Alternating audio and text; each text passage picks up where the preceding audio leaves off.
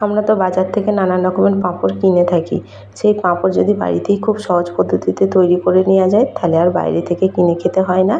বাড়িতে কীভাবে সহজ পদ্ধতিতে পাঁপড় তৈরি করা যায় সেটাই আজ তোমাদের সঙ্গে শেয়ার করব। নমস্কার বন্ধুরা, রিনাস কুকিং উইথ নেচারে আপনাদের সবাইকে স্বাগত। চলে এসেছি আজকের রেসিপি নিয়ে। আজকের রেসিপি মুচমুচে সাবুর পাঁপড় তৈরি করে দেখাবো। বাড়িতে কীভাবে মুচমুচে সাবুর পাঁপড়টা তৈরি করবে সেটাই তোমাদের সঙ্গে শেয়ার করব। প্রথম থেকে শেষ অবধি ভিডিওটা দেখতে থাকো, আশা করছি তোমাদের ভালো লাগবে। যারা ভয় পাও সাবুর পাঁপড় তৈরি করতে তারা এই ভিডিওটা দেখতে থাকো। দেখো খুব সহজভাবে তৈরি করে দেখাবো। পাঁপড়গুলো কতটা মুচমুচে হয়েছে দেখো। বাড়িতেই খুব সহজে পাঁপড় তৈরি করে নিতে পারবে, আর তাহলে দোকান থেকে কিনে খেতে হবে না। চলো তাহলে রেসিপিটা শুরু করা যাক। সাবুর পাঁপড়ের জন্য এখানে নিয়েছি 1 বাটি সাবু, ছোটো বাটির 1 বাটি নিয়েছি সাবু। সাবুটা নিয়েছি ছোটো দানা, তোমরাও চাইলে বড় দানা সাবুও নিতে পারো। সাবুতে অনেক ময়লা থাকে, তাই আমি সাবুটা একটু 3-4 বার জল পাল্টে ধুয়ে নিচ্ছি। তোমরা সাবুটা এইভাবে করে জল দিয়ে ধুয়েও নিতে পারো। দেখো সাবুটা জল দিয়ে ধুয়ে সাবুটা ভিজিয়ে রাখছি। তোমরা নাহলে সাবুটা গুঁড়ো করেও নিতে পারো। এইভাবে জলে ভিজিয়ে রাখলেও ভালো হয়, বা গুঁড়ো করে নিলেও হবে। দেখো সাবুদানাটা ভিজে গেছে। কড়া বসিয়ে দিয়েছি, কড়াইয়ে আমি পরিমাণ মতো জল দিচ্ছি। যে বাটি মেপে সাবু নিয়েছিলাম সেই বাটি মেপে আমি এখানে 7 থেকে 8 বাটি মতো জল দিচ্ছি। 8 বাটি মতো জল দিলাম। যে সাবুটা রেখেছিলাম জল থেকে তুলে এর মধ্যে দিয়ে দিচ্ছি। খুব ভালো করে এবার সাবুদানাটা সেদ্ধ করে নেব। এটা নাড়া বন্ধ করা যাবে না, ঘন ঘন নেড়ে যেতে হবে।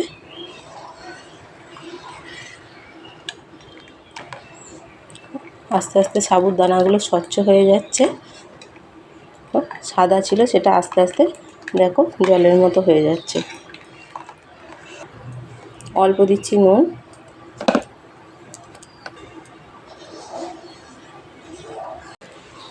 1 চামচ মতো দিচ্ছি চিনি,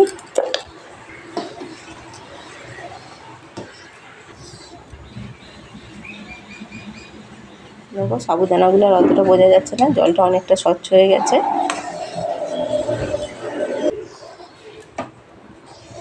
গ্যাসের ফ্লেমটা এবার মাঝারি করে দিতে হবে। মাঝারি করে দিয়ে এটা আরেকটু ফুটিয়ে নিতে হবে।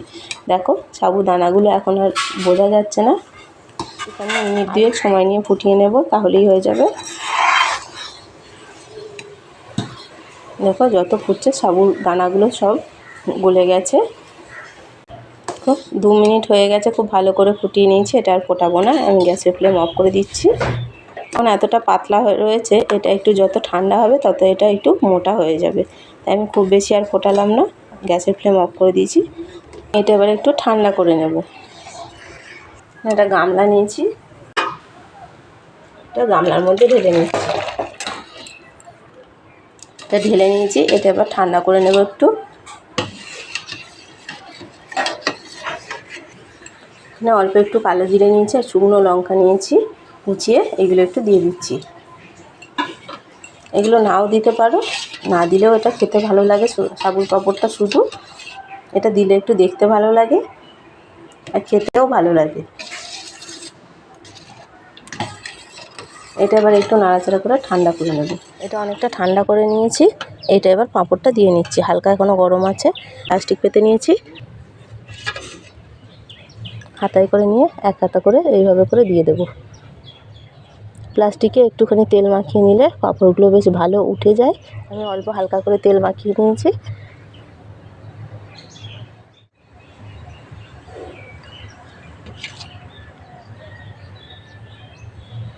তেল মাখানোর জন্য পাঁপড়গুলো ঠিক গোল হচ্ছে না সাইজে।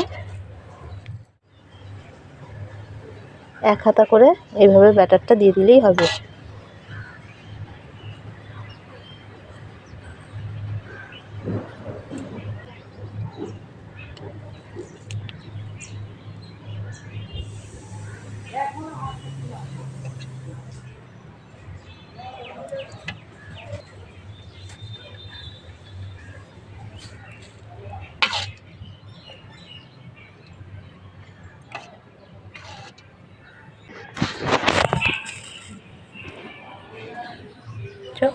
তেল মাখানোর কারণে পাঁপড়গুলো কিন্তু বেশ গোল হয়নি।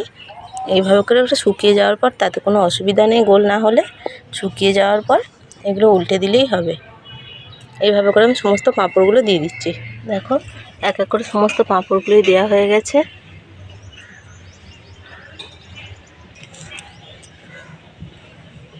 দেখো এক রোদেই পাঁপড় সব শুকিয়ে গেছে। এই দেখো এমনিই উঠে যাচ্ছে পাঁপড়গুলো, সব প্লাস্টিক থেকে এমনিই ছেড়ে গেছে। আস্তে আস্তে এইভাবে করে ধরে উল্টে দিলেও হবে। এই দেখো, দেখেছো?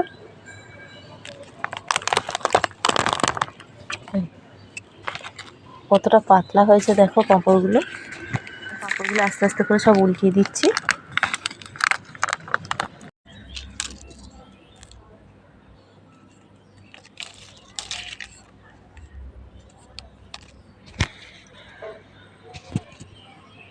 এক কাপ সাবুতে, এক বাটি সাবুতে কতগুলো পাঁপড় হয়েছে দেখো। আর পাঁপড়গুলো এতটা সুন্দর হয়েছে দেখো, খুব স্বচ্ছ পরিষ্কার হয়েছে, যে পাশ থেকে আমার হাতটাও বোঝা যাচ্ছে পিছন দিক থেকে। দেখো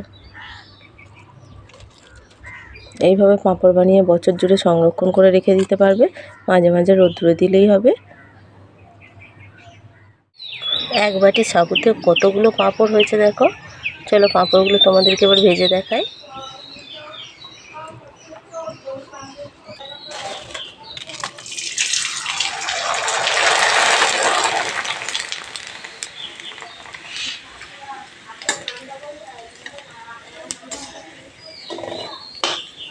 কত সুন্দর পাঁপড়গুলো হচ্ছে দেখো।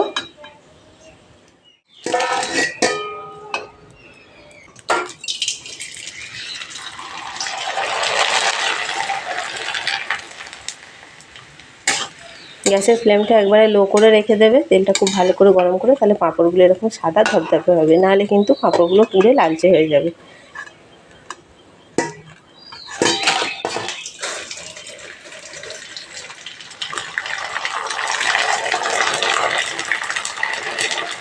সাবুর পাঁপড়ের রেসিপিটা তোমাদের কেমন লাগলো কমেন্ট করে অবশ্যই জানাবে।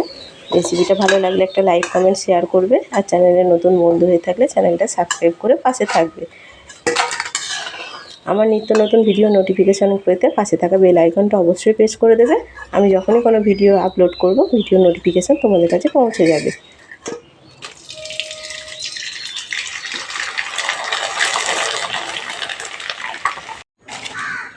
পাঁপড়গুলো ভেঙে দেখাচ্ছি, দেখো কতটা মুচমুচে হয়েছে।